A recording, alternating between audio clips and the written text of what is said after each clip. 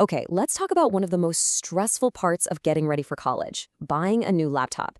You're trying to balance your budget, figure out what performance you actually need, and get a machine that's going to last you for years. So in this explainer, we're going to cut right through all that noise and get you set to pick the perfect laptop for 2026. I mean, does it ever feel like you need a whole other degree just to understand what you're buying? You've got all these options, these confusing numbers, and prices that are just all over the place. It's so easy to get overwhelmed. But don't worry, we're going to break it all down and make this simple. And, there's a reason we're talking about this right now. You might have seen headlines like this one from Tom's Guide talking about a RAM price crisis. What that basically means is that a really key part inside these computers is getting more expensive. So making a smart choice now could literally save you a bunch of money down the road. All right, so here's the game plan. We're going to start with the three things that matter most: performance, portability, and power.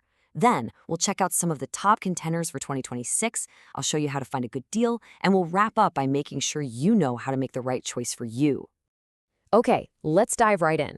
To make this whole search way easier, we're going to focus on what I call the three Ps: performance, portability, and power. Honestly, for a college student, these three things are really all that matters. See, if you focus on these three things, you can pretty much ignore all the other confusing tech jargon. It all boils down to three simple questions. Can it run the stuff I need it to run? Is it a pain to carry around all day? And is the battery going to die on me in the middle of a lecture? That's what's truly important. So, first up in performance, let's talk about RAM. The easiest way to think about RAM is to picture it as the surface of your desk. The more desk space you have, the more books and papers and everything else you can have open at the same time without things getting slow and messy. So how much do you need? 8 gigabytes. That's the bare minimum. Don't go below that. But if you can swing it, 16 gigabytes is really the new sweet spot. It just makes everything feel smoother. And the great news is that a lot of the best deals right now are actually including 16 gigs as standard. Okay, next up, storage. And this part is super simple. You need a solid-state drive, or an SSD. Seriously, in 2026, this is a total non-negotiable. It's a huge step up from the old-school spinning hard drives, and it just makes the entire computer feel incredibly fast. So what does that actually mean for you day to day? It means your laptop turns on in seconds, so you can pull up your notes the instant your professor starts talking. It means your apps just pop right open. And a huge plus for students, since there are no moving parts, they're way more durable when you're just tossing your laptop in your backpack every day. All right, let's talk about power, or really battery life. Your goal, your baseline, should be 10 hours. That's kind of the magic number. It means you can leave that clunky charger in your dorm and not have to stress about finding an outlet during a full day of classes. But get ready for this, because the game has totally changed.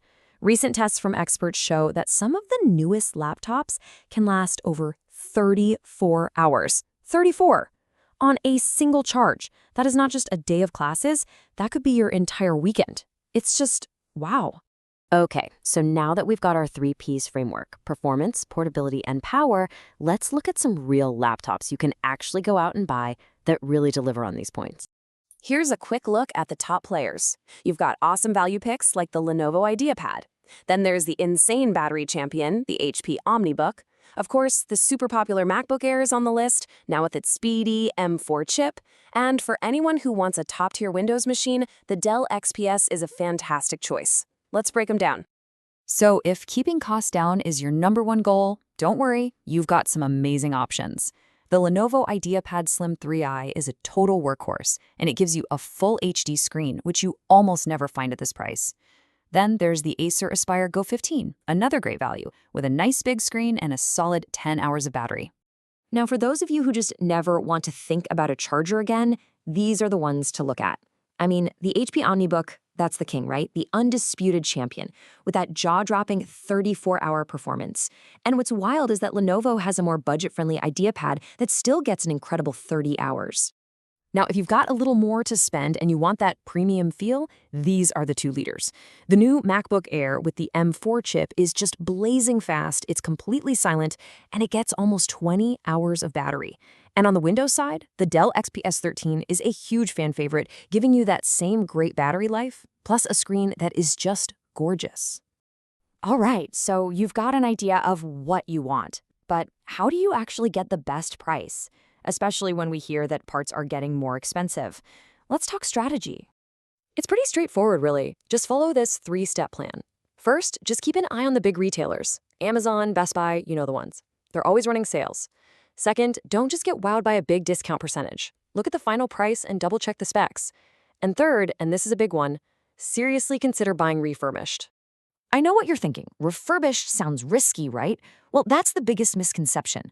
Reputable sellers, as this quote points out, give you great warranties and return policies, often a full year of coverage.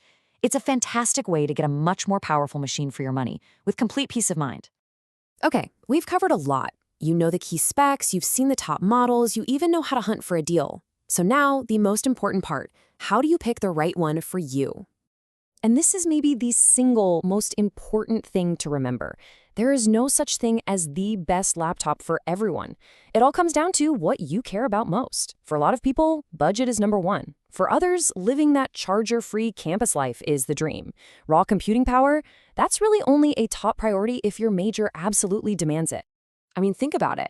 A graphic designer or an engineering student who's running really heavy software needs a totally different machine than, say, a history major who's going to spend most of their time writing papers and doing research online. You got to match the tool to your specific classes. So I'll leave you with this question. Just take a second and think about what your day-to-day life in college is actually going to look like. Are you an essay writer? A video editor? A coder? Once you know the answer to that, you can take everything we just talked about and find the perfect machine that's going to help you crush it. Good luck!